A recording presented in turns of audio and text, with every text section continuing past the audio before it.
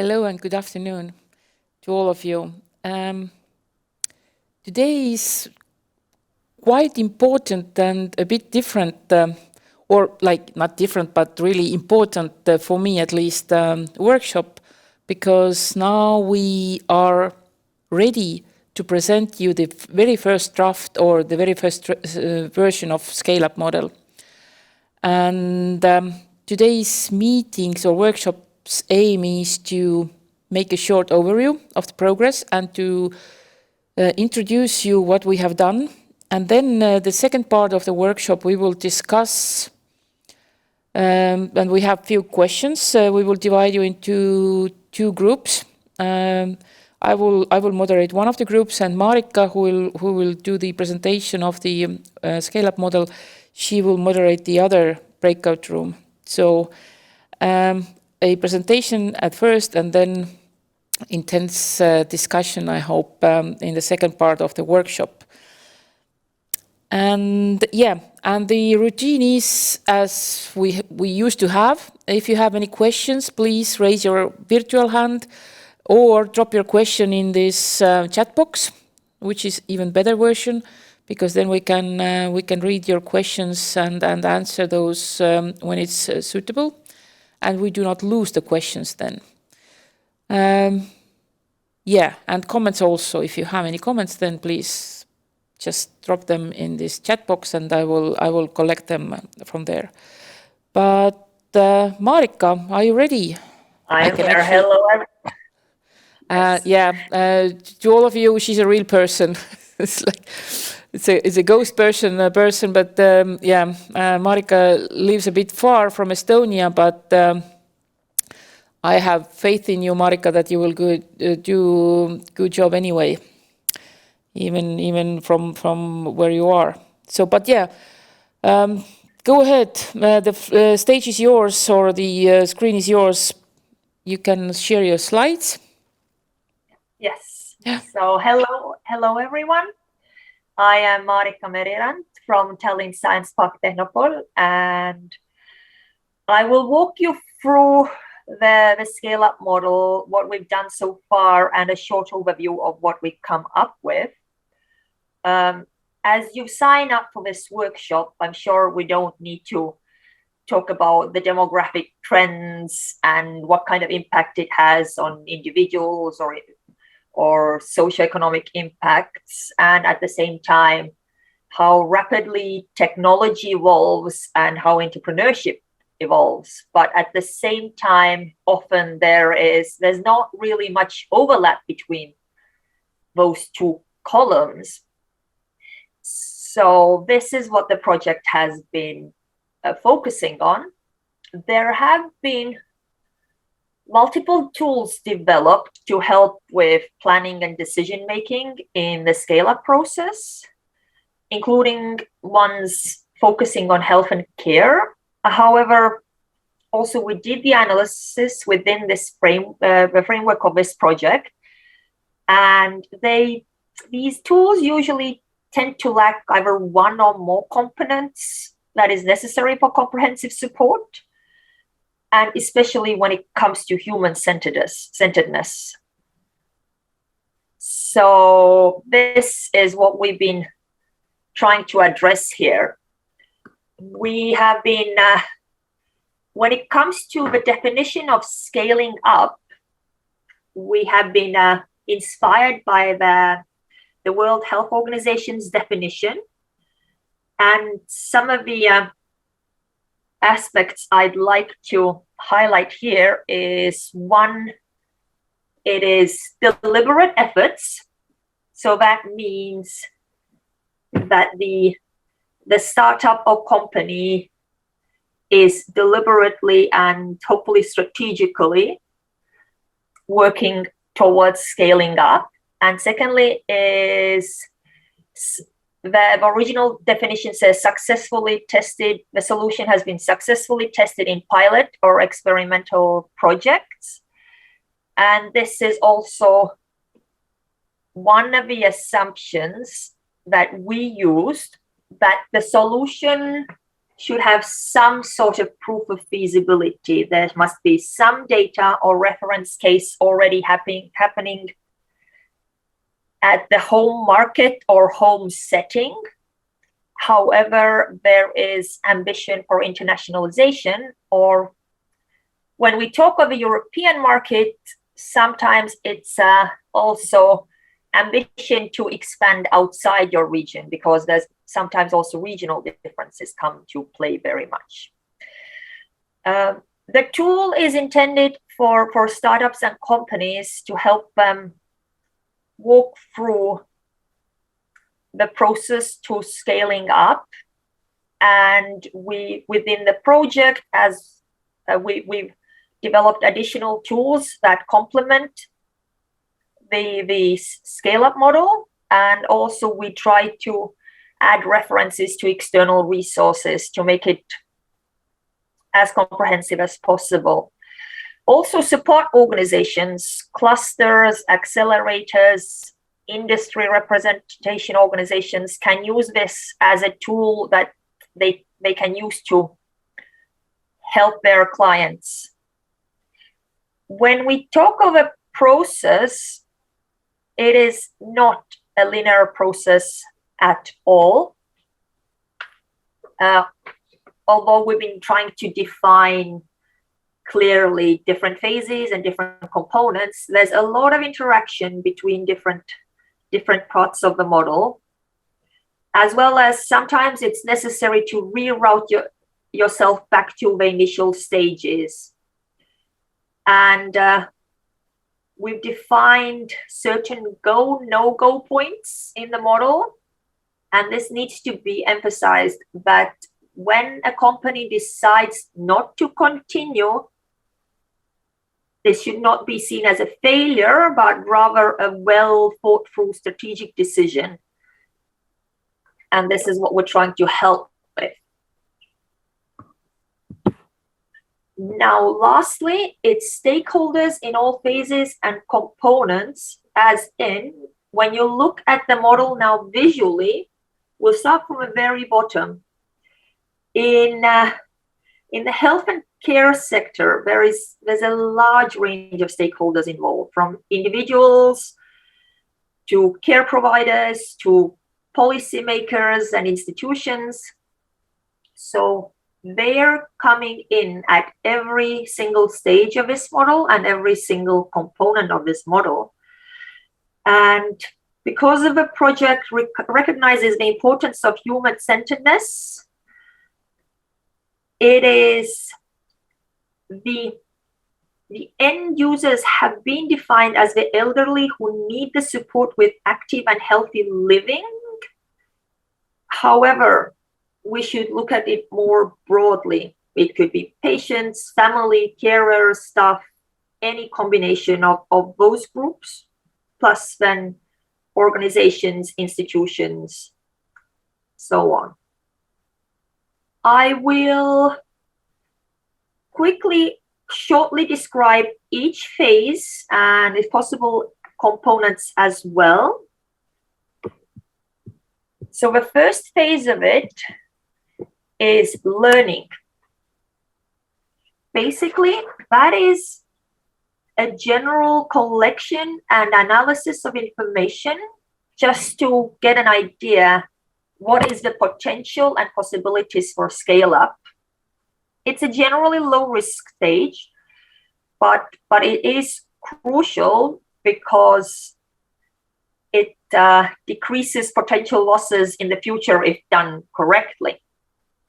The components we're looking at separately here is the problem. So what is the problem that the current solution is designed to address? And just to give you an example, we within the project, we've developed a toolkit which has questions that can help with defining that problem. Is this problem same as in the potential markets? Because the same problem does not express in the same way in different environments. Who is the need owner? And this is where we start including different stakeholder groups, because we already need them to obtain information. What is the problem's impact, both quantitatively and qualitatively? And how big is the problem scope and level of criticality? Next, we move to environment. And as you can imagine, it's a large amount of factors it includes. And in this phase, none of them should be underestimated. It includes the regulatory environment, its trends and demographics and cultural differences, existing relevant infrastructure and processes in place in the health and social care field, who are the direct users, beneficiaries, involved stakeholders, and what are their habits, abilities, perceptions towards new solutions. Also competition. What are the existing and potential competitors and alternative solutions? What is their value proposition and how they are currently financed, as financing often seems to be the gap in many scale-up activities. So as the new environment can be very unknown, once again, that's the stakeholders. It must be identified who are the best to help understand it. Now the focus goes on the solution. What is the solution? How its feasibility has been proven? That includes, is there a reference case, proven data, established processes to back it up? Does it already address the problem at the target market? And if not, where are the gaps? And what would be the value proposition the solution proposes? And during the process of scale up, this would be the first moment when it must be analyzed if and how the solution should be adapted for proceeding. We move on to resources, and basically that is what kind of resources are necessary to implement the solution in the new setting. And well, it would be very easy to just look at financial resources, as in costs and what are the financing options. However, it also includes managerial competences and timeline. Who would be companies and institutions that you need to partner with? What kind of competence is necessary for adapting the solution?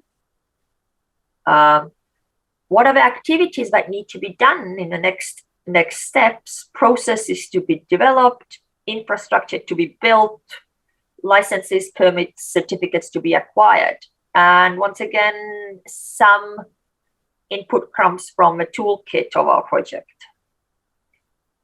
And this component gives the company a first chance to critically evaluate if they really have the capacity to move on. Lastly, we're looking at risks. So based on all the previous components, both external and internal risks must be analyzed. It's what would be the clinical risk, market business risk, regulatory risk, technical risk. So when we come to the end of the learn phase, a company should have a better picture if the idea of scaling up is a feasible idea. And this is where we come when you look at the diamonds between all the phases. These are the go, no-go points. This is where the decision can be made. From the learning phase, we will continue on to planning.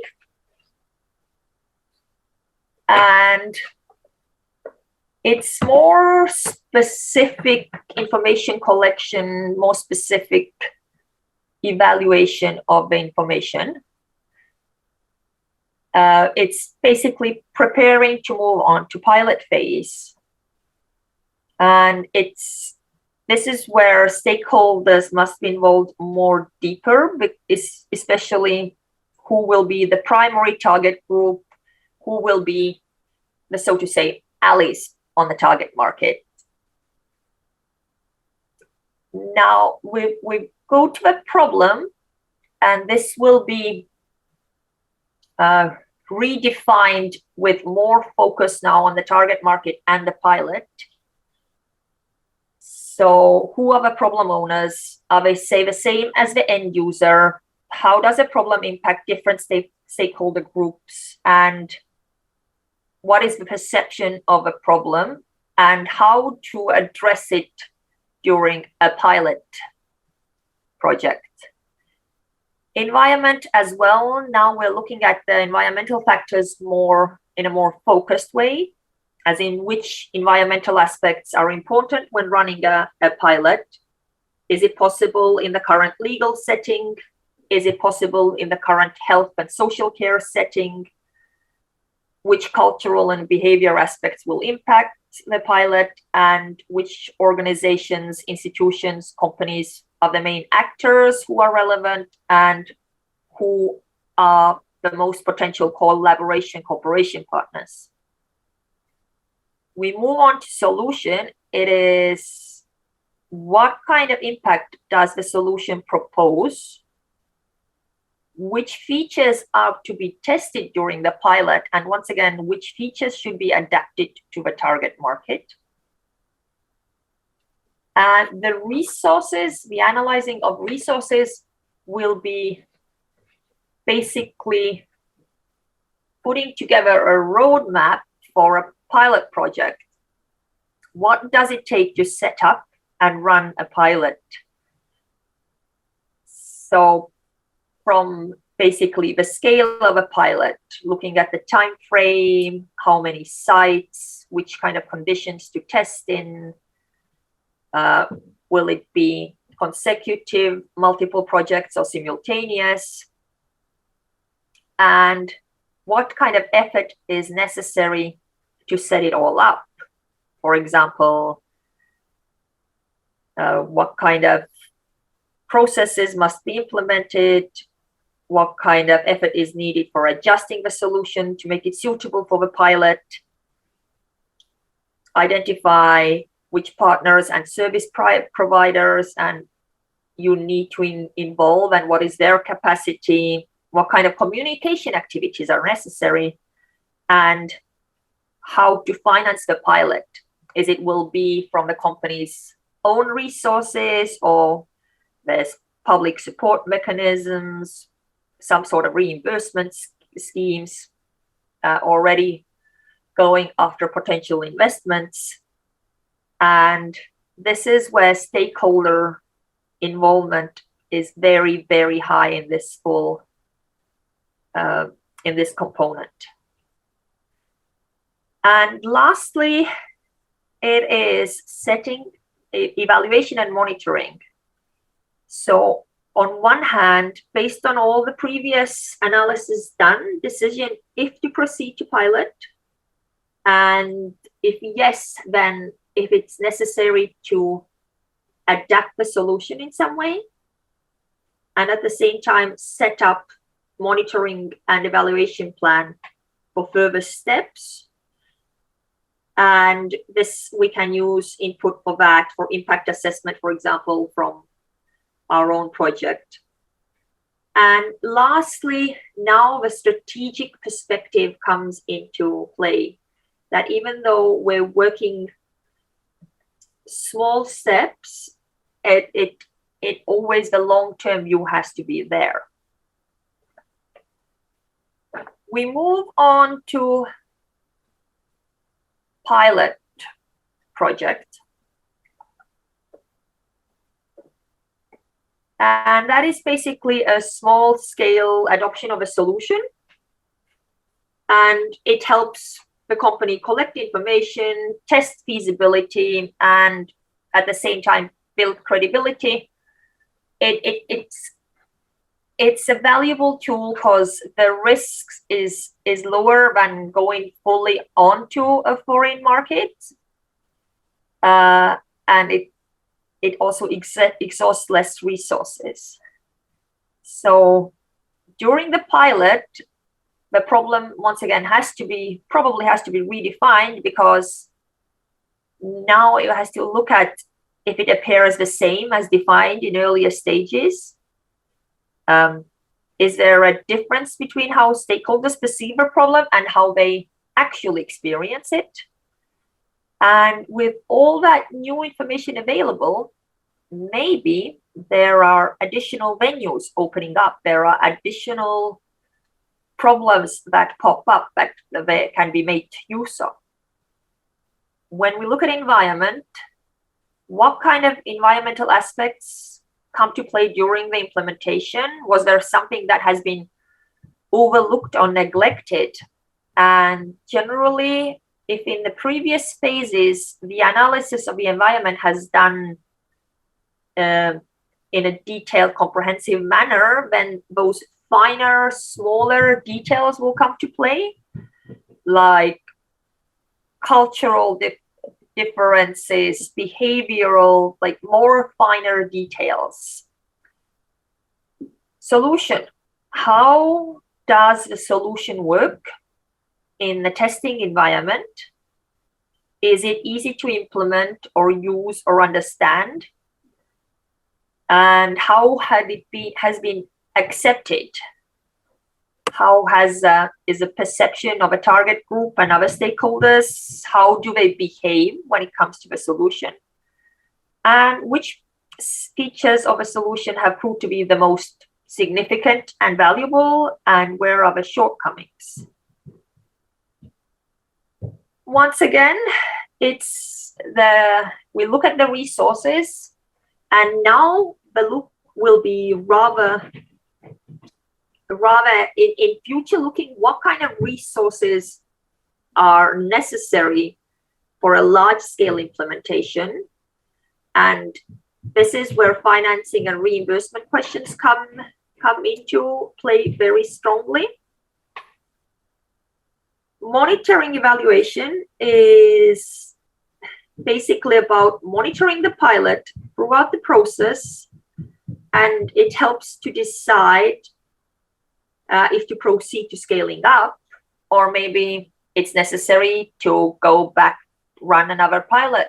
So basically go back to planning phase. Once again, maybe it's necessary to adjust the solution. From there on, it's also setting up the monitoring and evaluation strategy for the future. How, when the scaling up is already taking place, how to make sure it's monitored and evaluated at a regular basis. And from strategically, how and what is the long-term plan of a company to go ramping up, so to say. We're in the final phase, which even though through all the work that has been done so far, all those components are still actual and valid. So continuing monitoring and evaluation of a problem. What is the information available so far? Is there a possibility to expand into different segments? Does the problem change in any way over time? The same thing with constantly monitoring and reacting to the environmental factors. Although sometimes to us it feels that policies don't change at the speed we'd like them to. Legal changes can sometimes happen very quickly, and they must be anticipated and dealt with. Same thing with technological development and acceptance. And as it is a very fast developing field, competition and alternative solutions. When it comes to solution, continuation of collecting data, adjusting, improving must be going on. So it's all about monitoring, evaluation, and the long-term look. Very briefly, very quickly, this is all. It is a multi-component model, so I could not touch on every single aspect here right now.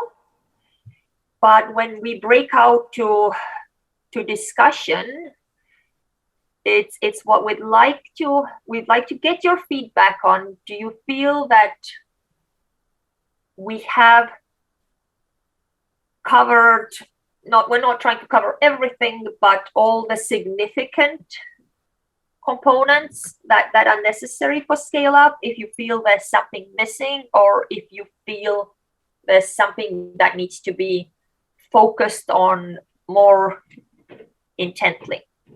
So, but we can also take a few questions or comments right now, I guess. Yeah. In a general. Thank you, Maarika.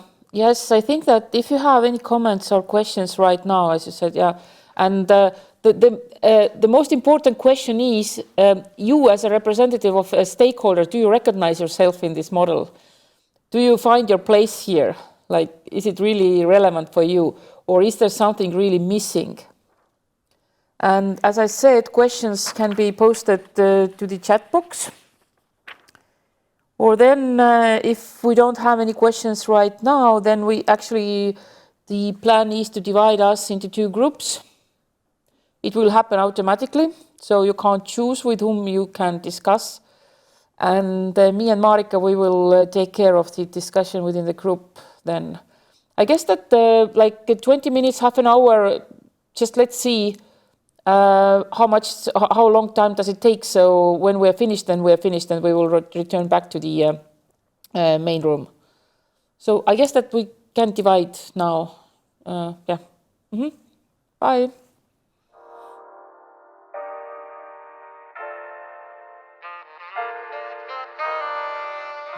Rosa had really interesting thoughts, and she was interrupted while we were transferred to this big main room. So, but Rosa, please hold this thought, and I guess that we will come back to what you just said, and because I don't want to lose it. But Maarika. Yes, just to summarize, we had quite a few good ideas flowing around. One of them being that the business aspect should be more outlined in the model. Then that also, like the policy aspect, as for example, one of the risks is if an SME decides whether they need to follow the money that the policymakers have made available, or they follow the actual market need. Plus, there is a great difference between the support of SMEs and different fields in different member states and on European level. So that must be recognized. And was also that maybe the pilot and ramp up phases of the model should be expanded more in detail, and maybe break out in more steps, so it would be easier for a company to follow along. So that's very briefly, I think, what we collected. Anybody feels I've left something out in our breakout room, please add your thoughts.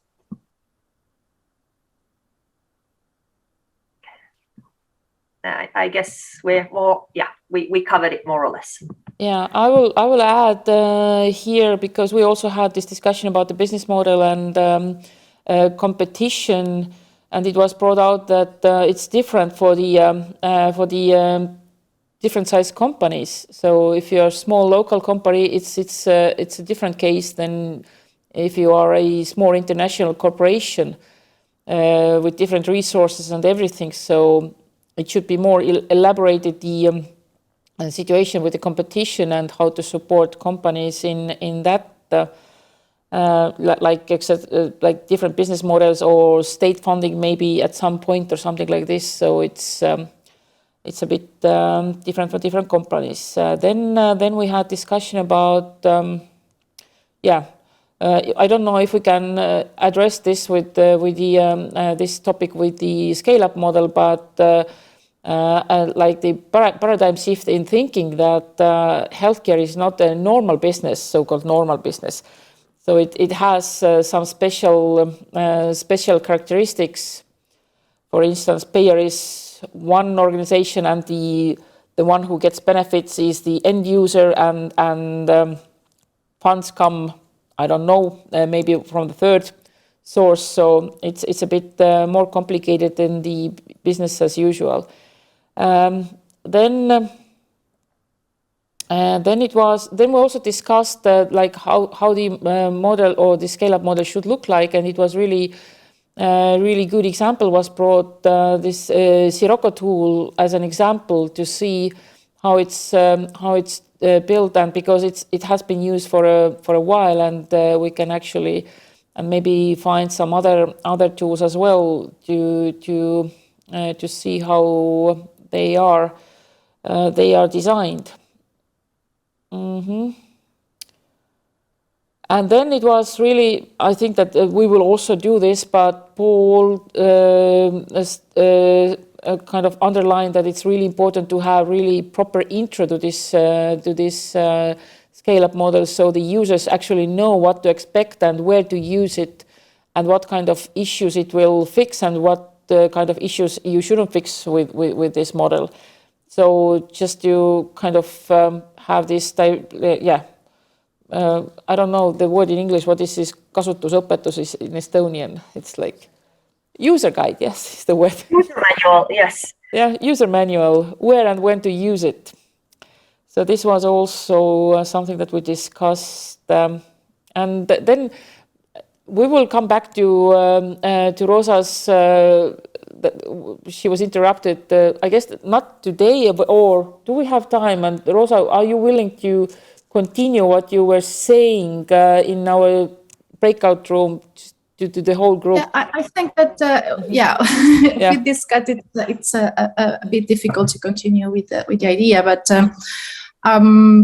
I think this methodology can be applied in many different ways, because I think are showing the basis on what we need to consider and take into account.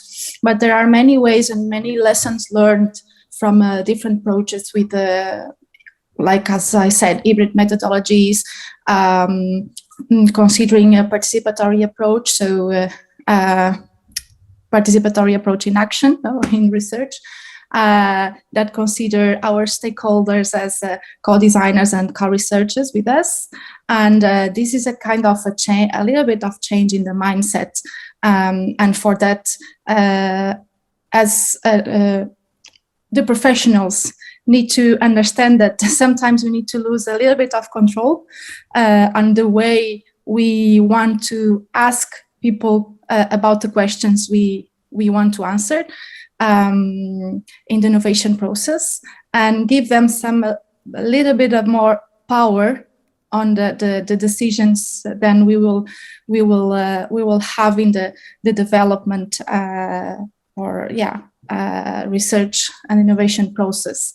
So there is a lot to say about that, and I just mentioned these two projects, and there are many others, but these two were the ones and are the ones in which we are having more experience with. For example, I'm sprint master in the Osmartai project that, as I said, involved 9 projects in one, so it's a bit of a challenge how to promote since the beginning a work that is fitting a real co-creation with stakeholders within a framework of agile methodology. And this is a challenge. This is what we are learning with each other.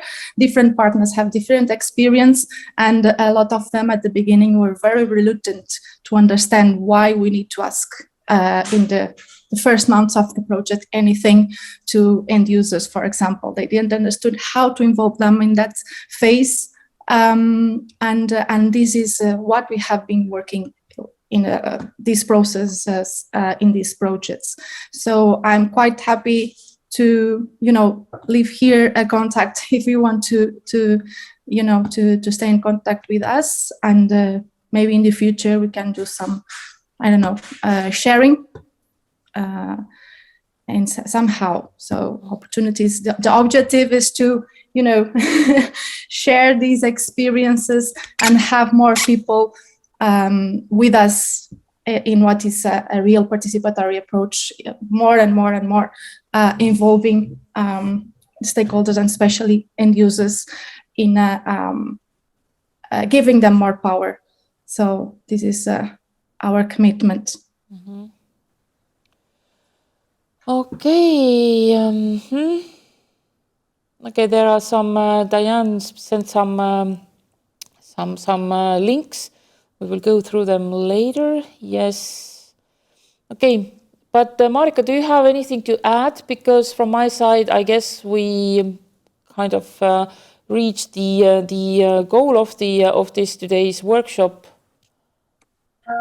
Not really. Just for information, what we will now do is update the content of the model with all input from you and other stakeholders that we've been discussing with, and then we're gonna start with putting into an actual usable format. But if there's still anything you wanna ask or add or comment on, we're open to all contributions and questions. And we are still open like for two weeks at least to collect written input. No, and we will be sending out a feedback collection form as well if there's still anything that you'd like to be added as well. So. Okay, thank you all, and I guess this is no other comments. Okay, so thank you for today's workshop, and let's move forward with this process. Oh, I can see Kaia. Hello, Kaia. Hi. Hello. So yeah, great to see you all. Yeah, so you couldn't resist. Yeah. Okay. And it seems you have done good work there. Okay, but now yes, let's finish for today, and then we will let you know when the next workshops or focus groups meetings or interviews will take place, and stay tuned. Thank you and bye. Thank you, everyone.